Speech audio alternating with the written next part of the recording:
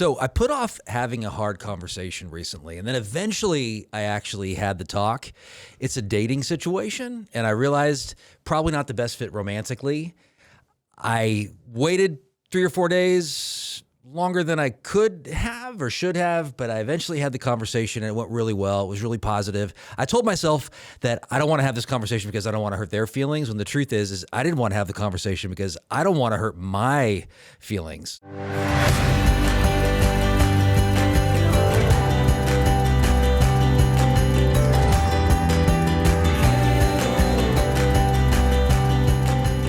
So today we're going to talk about having courageous conversations.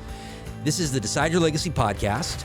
These courageous conversations, I want you to have 3 perspectives that are going to help you to engage. If you would do me a favor, give this podcast a rating and review on Apple or Spotify. That helps it to grow organically and reach more people, to help more people. So I'm your host, Adam Gregg.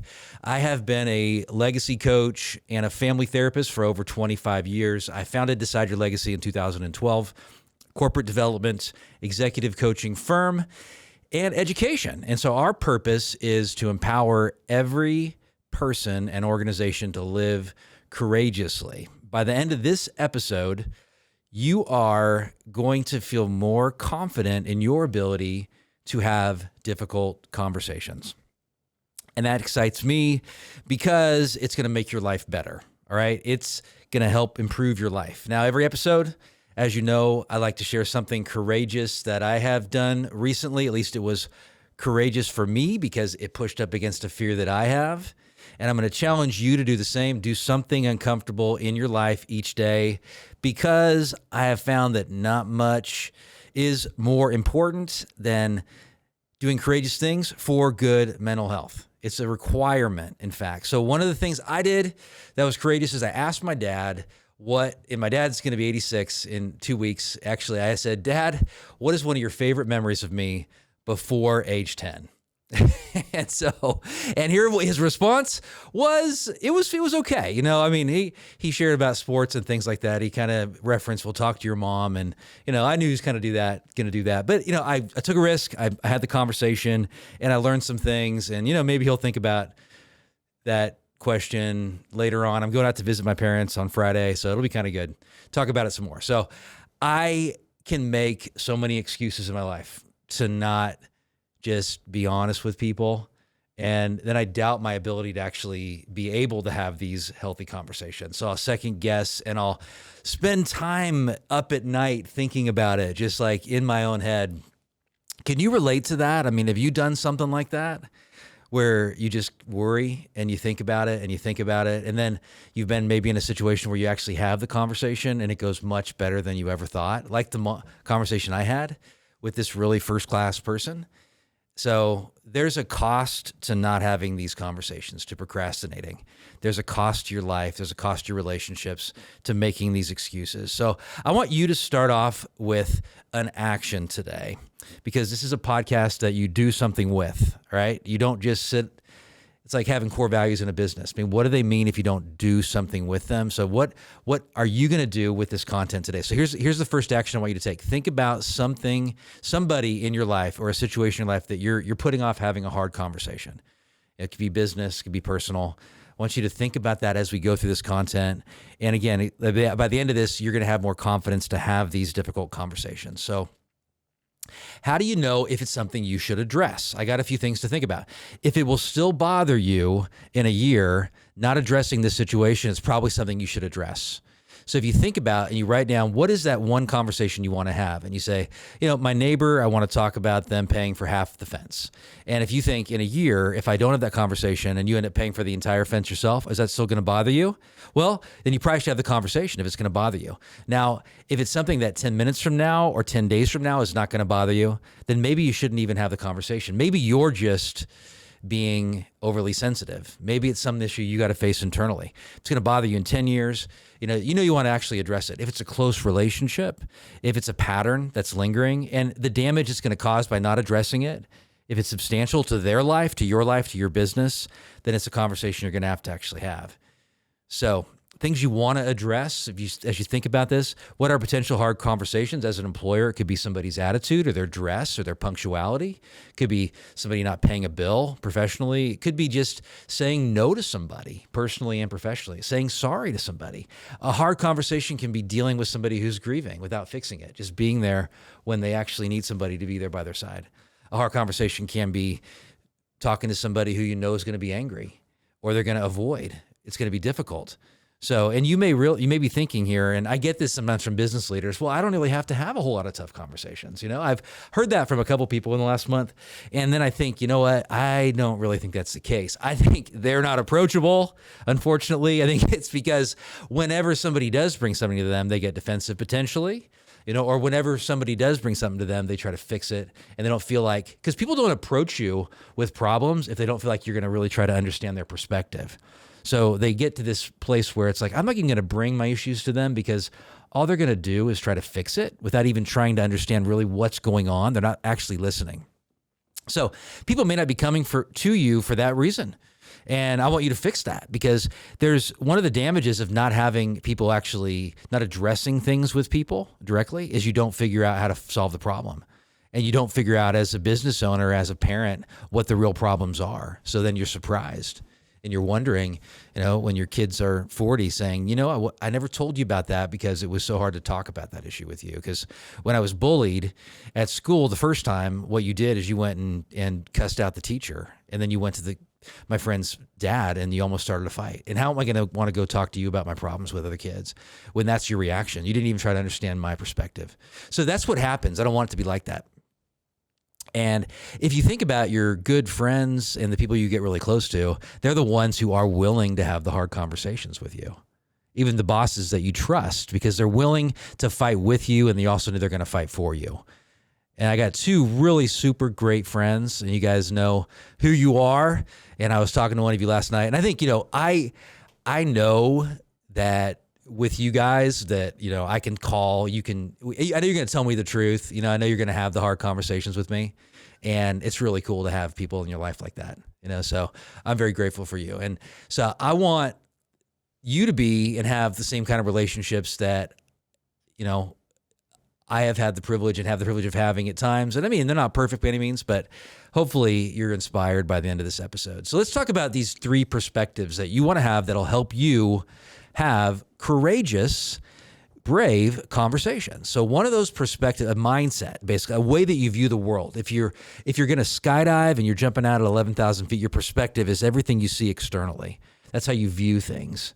So that if you go in with a perspective when it comes to having these hard conversations, that there's a growth opportunity here, it's going to make you much more apt to have the conversation because you see that you can gain from it. It's not a loss. You're not focusing on the obstacle, how bad it's going to go. It's actually what you're going to gain and how you're going to benefit. And it's a real difficult thing if you've had close relationships when they get really defensive every time you bring something important to them. Or if you share something honest with them, then they go into some kind of blame escape mode.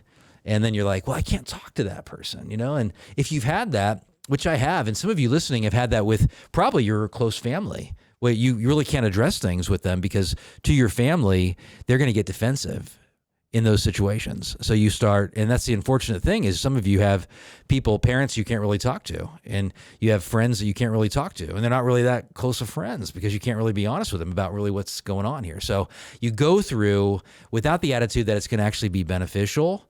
Even if it goes south, you're not going to get to a resolution. You're not going to actually get to the bottom of the issue. As a business owner, you're in a vulnerable situation because you're not actually addressing the core problem. And you're maybe living in excuses right there. So not cool. I had a situation yesterday with my daughter that I saw something that discouraged me. She's 18. And I realized when I saw it that I do need to say something about this. And I want to have this conversation. And she has she's a great, I love her. We're going on spring break and going to hang out over on Friday for 5 days and 6 days, but I started to draft a text and then thank goodness I didn't actually send it because it wouldn't have been well thought through. It was very emotional. I knew it was a situation I wanted to address, but the approach that I was going to take was not going to be the most positive. And so luckily I didn't actually say anything. And even in this situation, this dating situation, I knew it was a situation I wanted to address. But if I would have addressed it without thinking it through and even talking to some friends, I wouldn't have had the same healthy approach. And really the email that I drafted, I mean, the conversation that I had, the language that I used was much healthier because I had talked to some friends about it. So really important. But if I think about it, it's going to actually be helpful. So you have situations, and I lead these coaching groups called legacy groups, and we meet, actually one of them meets tomorrow, and then I'll lead these actually very similar kind of framework that I'll do with businesses at times. And so I'll ask people at the beginning, I did this with a company leadership team yesterday. I said, well, with your job this week, what are your 2 to 3 main points of focus? Things you got to focus on to have a good week. I mean, think about your responsibilities as a leader, your department. What are the things that if you don't deal with them, they're going to have consequences? They're going to be things related to these actions you can take. And then they list what those actions are. And then yesterday, I had the whole company leadership team. They actually identified together what are the 2 top issues for the company. It's a medium-sized company. They got 200 or 300 employees. And then out of that came 2 big issues. And they actually agreed as a team that these are the things we have to address, because one of them was hiring, because they needed to hire some new employees. They have a issue where they're having to use a lot of contractors when they want to use employees. And another one was a facility. So they needed they wanted to get departments inside the same building, and they wanted to have discussions about that. So the thing I've been working on with them is that having real-time direct feedback. So in the midst of these conversations, they're able to say, push back or openly share, build trust first and foremost. We've worked on building trust a lot. I mean, this is a group I've been working with for 6 months, and working on building trust, it creates a situation where they are more comfortable giving real-time feedback. Like, I feel like this is the concern here, or tell me more about this, or here's my opinion on it, or even calling people on the carpet. I mean, there was some of that yesterday where one individual was called on the carpet and he took it. It was really great because he was like, I believe these people, I can trust these people. They are on my side. And so it took that information. But that took them all having this mindset that, hey, it's beneficial to have these types of conversations. Beneficial because we don't waste time, we don't waste energy, we build more trust, we're honest, we're solving problems, we're making progress, we're moving the needle, and that's super exciting. So the thing I'd like for you to consider doing right now is to hit the link actually don't do that. Don't hit the link. Do this instead. That's what I had you do. And there is actually a link to Shatterproof Yourself Light. But here's the challenge for you right now is you can get the Decide Your Legacy app on the App Store, Apple App Store, and you can get it in Google Play. And inside of that app, there is a bonus section. You go through Shatterproof Yourself Light, and the bonus section is on a worksheet on creating on laying out a courageous conversation. So you identify somebody you want to talk to, a situation. This is going to help you break it down so that you're going to be much more comfortable. This is exactly what I did when I had a conversation with a business vendor who I was making some changes with, and when I had this romantic conversation. It wasn't like romantic in the sense that it was really romantic. I mean, it was romantic in the sense that it was related to a potential romantic relationship. Yeah. So yeah, it was not whispering love into somebody's ears. Not at all. So I want you to check that out because it's going to be a great resource. So the second perspective that will help you is that not only is it going to help them, but it's going to help you. It's going to help you make better decisions because you're having courageous conversations. It's going to help you not waste time because you're having courageous conversations. It's going to be actually a great sense of relief, a weight off your back because you're not letting these things linger. Your confidence is going to grow because after you have it and you see that it leads to some progress in your life, you're going to start believing in yourself more and realize that you can have more of these and more of these. And you can start just, yelling at everybody. No, you can start just dealing with stuff in your life and it's not lingering. It's not keeping you up at night. You're facing things and you're going to surprise some people, especially if you're like me, who's somebody that has had this habit of not being courageous in certain situations, especially emotionally when it comes to stuff like this, which is why I have a passion for what I do, because I get to help people deal with things that I struggle with myself. It's going to help you build solid relationships. And it's also going to give you more feedback so you can make changes in your life. I know of some businesses that have a culture where it's hard when you work there because they have a high feedback culture, is what I would call it. And this one leadership team, they have created a high feedback culture. It's really cool to see. But I know of some that have been doing that for a long time. And it's hard for new people to go in, because I know of one big organization that has this kind of culture where somebody's a new employee. It's really hard to get a job there. I mean, they have a really cool vetting process. But once you're there, you are doing a lot of role play, and they do public speaking because it's a job where there's a lot of sales. And so people practice selling, and people are given permission to point out weaknesses in a kind way, in a gentle way, consistently. I know of actually a big church, Life Church is what it's called. They have a very high feedback culture. And I've had the privilege of doing coaching with pastors there over the years for the church. And I've gotten exposed to this culture. And I know it's very difficult at times to work in a culture like if you're not used to that. And you haven't actually worked where people are going to be just quickly giving you feedback. Like, this doesn't work. This does work. If you keep going down this path, you're probably not going to have a job. I mean, that's kind of the thing there. But you do it in a way, and I'm not saying they would actually say that kind of stuff in that environment. It's a very high trust environment as well. But there's this level of, I want to get better. And anybody that works here is going to have to grow, or they're going to have to go. That's what the culture does. And that's what healthy cultures do. They really do. But it goes both ways. If they're in the leadership's not leading in a way where they're a really good example, then they're going to have to address and they're going to have that addressed with them as well. So it's really a cool stuff. So my mom, when she was 17, one of her friends in high school, her dad actually had a heart issue and had heart surgery. And my mom's 77, so this was 60 years ago. And he died on the operating table. And my mom, I've learned some things even this year about my mom that I never knew.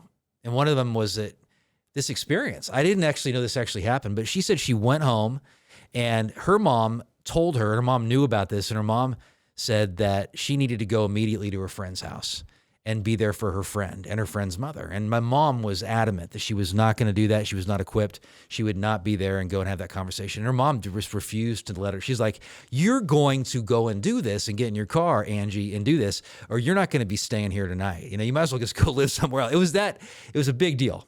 And so my mom actually went and did it begrudgingly, said she was extremely upset with her mom. And then she said it's one of the best things her mom ever challenged her to do, because that friendship is still strong today. She said she was the only friend. And her friend told her this years later, and her friend's mom told her this years later. That's the only friend that was there for her in that period of time. And it created a bond, like I said, that's lasted to this day because she was challenged. Her mom was not afraid in that situation to have a courageous conversation, a very difficult conversation. Then my mom had to go and see that she could have a courageous conversation. And the cool part about it is that it benefited everyone involved. My mom was talking about it with emotion right now, 60 years later. Isn't that cool? I mean, these things change lives. These things change lives. So it's a really exciting thing. Now, again, I want to remind you, if this is helpful for you, you need a tool that's going to help you break this down. I'd really encourage you to have some kind of a tool. One thing you can do, and I'm going to link in the show notes, is you can read a book there's two books that have been useful to me. One's called Crucial Conversations, and it helps you to find some clarity on how to have a difficult conversation. Another one is called Fierce Conversations. And both of those you can link to and check them out. They're books that can give you some inspiration and help you have some confidence. But more than that, even though, I would tell you that this worksheet is going to help you and it's actually something that I have put together over the years. You can create your own. It's just going to give you some ideas of questions you want to answer and some thoughts to have as you go into one of these more challenging conversations. It'll get you at a place too, as I find that when I have something prepared in advance, like an outline for a speech if I'm going to be speaking, or an outline to do a performance evaluation for an employee, it just gives me some security knowing I'm going in prepared. You'll want to be prepared. I think over time, you'll realize that they're going to go 100 times better when you have some level of preparation for having that conversation. So to get that, you're going to want to download the app, the Decide Your Legacy app on Apple or in Google, and then go to the bonus section for Shatterproof Yourself Light. You're going to see Courageous Conversations. I'll walk you through as a video there, show you how to actually do it. So some of these conversations that you want to have, some of the questions that I'll walk you through, just to give you a little sample, is just clearly defining the facts related to the issue. So you're not going based on emotion. So for example, if you're addressing something with an employee's attitude, you're not just saying, your attitude's bad. What's up with that crappy attitude? No, you're saying, I want to address and have a conversation about your attitude. For example, yesterday in that meeting, you rolled your eyes, and you may not even be aware of that, but you rolled your eyes when Sarah addressed a concern she has with you. All right, that's something I want to address. And you have complained in the last meeting about pay and about what you're being asked to do as an employee. And you're a leader here, and I want to address that. So how are we going to get to the bottom of this? So that's what I mean by that. Then you're sharing the facts, and you're asking some very specific questions. You're wanting to know their perspective, you're listening, but you're getting to the bottom of it. So that's the second perspective. It's going to help not only you, but it's also going to help them. And then the third perspective to have that's going to give you courage in having these conversations is to remember that it gets worse if you wait. That motivates me. It actually gets worse if you wait. So the longer I waited to have this conversation that I referenced at the beginning of the podcast, this dating conversation, the worse it would have gotten, the more stories I would have made up in my head, the worse the result was going to actually be, because I would have started to make up stuff that, they're going to be so mad at me and it's never going to meet anybody else and it's going to be horrible and they're probably going to try and burn my house down. I mean, it's that kind of stuff that can happen. It's not true, but it's worse if you wait. So once you know, don't wait, and err on the side of courage. You think it's going to be horrible, but you don't know that. You don't have facts. It's going to be horrible. And you're probably going to get a much better result than you think. It helped me in this situation to talk to my friend Alan, great friend, and my friend Ben. I needed their encouragement. And then I realized afterwards, because I called them after I had had the conversation, and I realized too, as I processed it with them, what was I so afraid of? I mean, this is a classy person. It's not like people that you've dealt with in the past. So I put it off because I felt that it was going to be a horrible result, but there was no horrible result. Abraham Lincoln knew this too. He knew something that I've learned here too. There are situations that you don't actually address. And as you've done that 10, 10, 10, 10, like 10, how am I going to feel 10 minutes later, 10 days later, 10 days later, 10 months later, 10 years later, that's going to give you some clarity on whether you should address it or whether you should not address it. Now, Abraham Lincoln, at his death, he had a number of letters that he had written to people that were fairly scathing, to generals, to other politicians, to people that were in his cabinet, to people that were very important in his life and very important in the United States, our history. And he never actually sent those letters. So we have record of these because they were written but never actually mailed. And what I take from that is there were times where he was writing these letters to clarify his thoughts, which he was getting clarity, and he was realizing this wasn't going to be beneficial to send this letter. I don't need to actually send this letter. So that's similar to what I did with the issue with my daughter, and it was an issue related to dating, and feel like I want to have a conversation with her, and it's an important thing to have. And though you parents out there, even when your kids are 18, you are needed in their life. And there are situations, you dads out there, your daughters and everything, you have to be coaching, you have to be talking, and not afraid to, but doing it in a warm way. So here's my strategy. I don't think she's going to listen to this podcast, but I'm flying out to California. Oh, I know she won't listen to it because it won't be actually published until after we're back from our trip. So here's my strategy is I'm going to actually talk to her about it on our flight from Denver right when it takes off, because I know we got 2 hours in the air before we land in Sacramento.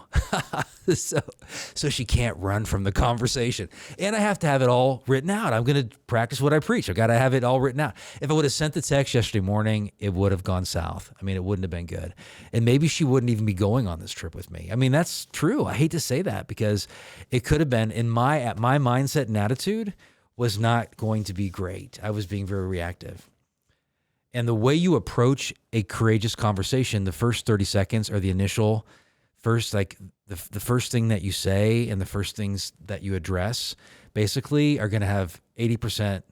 That's going to have a huge impact on the result you get. John Gottman would say that the softened startup, so the first 30 seconds of a conversation impact 80% of the result of that conversation.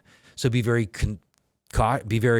calculated. I would have to, or I don't like that word, but be very careful on how you bring up a conversation based on that. And then you may, and even as you write it out and think about how you're going to bring it up, you may pull an Abraham Lincoln and realize you don't even need to address it because maybe it's already actually addressed. It's kind of cool how things happen like that. Like I've had situations with Emerson too, where I wanted to address something and then I realized one of her friends addressed the same thing. And then she made a change based on what her friend said. I didn't have to actually say anything. That's so cool. So, and I'm pretty encouraged. She has texted me recently about one of those things. Like it's another unrelated issue that I've said things about before in the past, but I haven't said anything recently. I'm not planning on saying anything. But then she texts me because it appears that one of her friends has addressed it and she's making some real cool positive changes because of that friend's feedback. Man, we need our friends so much. And that's such an important thing.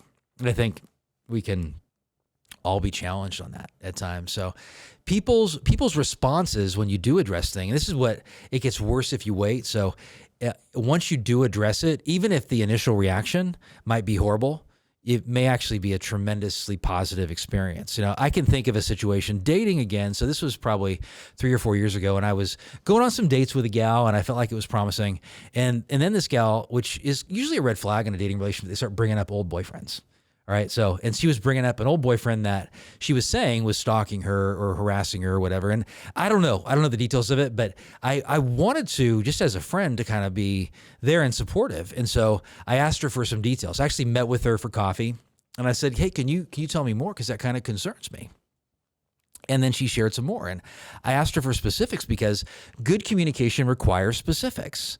Because people will say things like, oh, my boss is abusive, oh, my dad is abusive. Well, give me a specific example. Oh, my, whatever is stalking me. And I'm not doubting. I mean, I really went in thinking this is fully accurate information. And maybe it was. I just got one example, and she said that the guy had broken into her house and had broken in. She told me how. And then I said, well, what happened after you broke in? And she said, well, he stayed the night. And I said, okay, this is interesting because you're saying somebody broke into your house and then they stayed the night. And because I had been saying like, well, are you going to call the police? I mean, couldn't this guy do it to somebody else?